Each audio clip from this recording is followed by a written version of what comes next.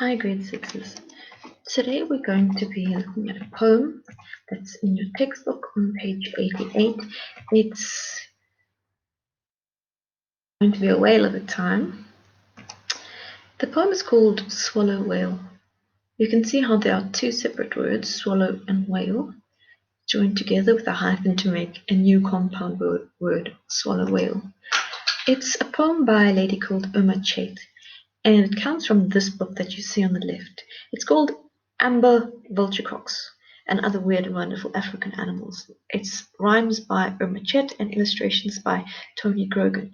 Now, Irma Chait is a South African lady, and she's a poet.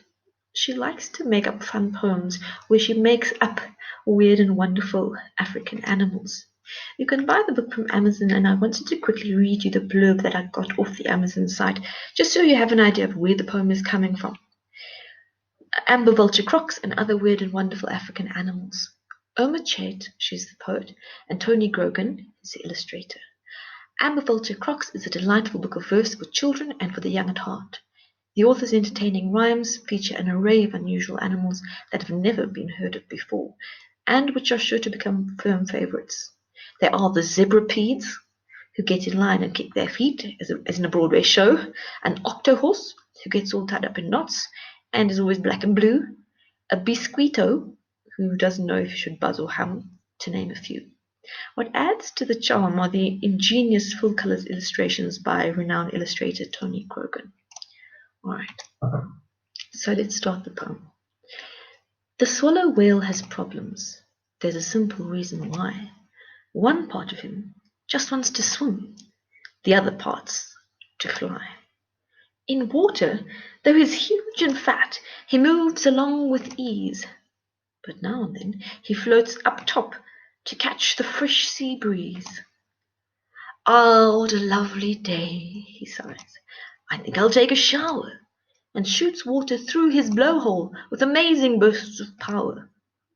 Then his feathered wings start fluttering as he feels the urge to fly, and the fishes near him muttering, I've got to have a try. Like propellers on a seaplane, swallow whale's wings start to turn, and they keep on going faster while his heart is in a churn. But the truth is he's too heavy for a lift off to the sky. He just sinks down in the water with a very doleful cry.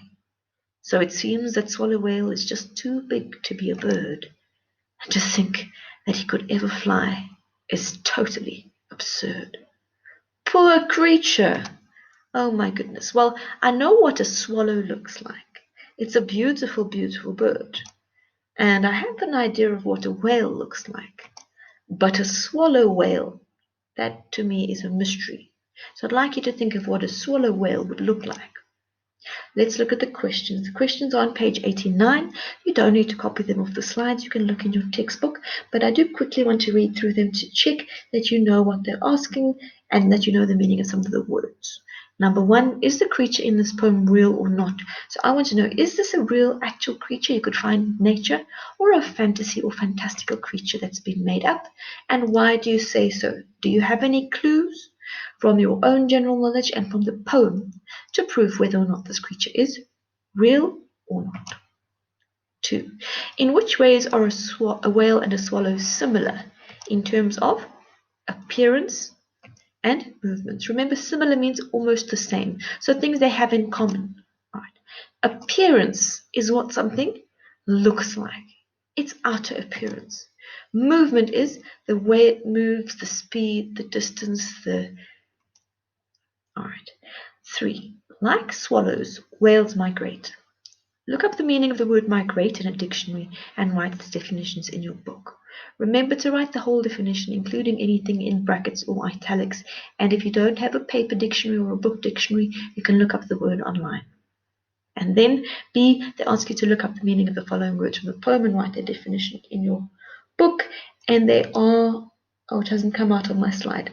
They are urge, U-R-G-E, doleful, D-O-L-E-F-U-L, and absurd, A-B-S-U-R-D. They are in your textbook on page 89. They are highlighted in a yellowy color. All right, good.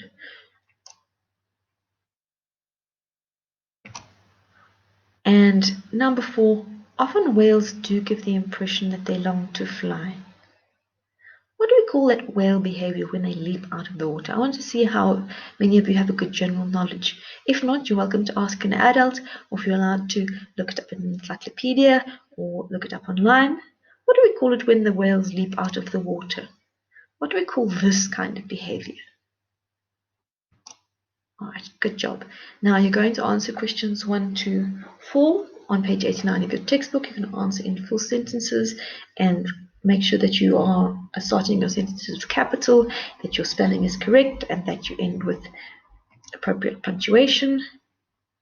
And the next video will go through the answers very quickly. Well done.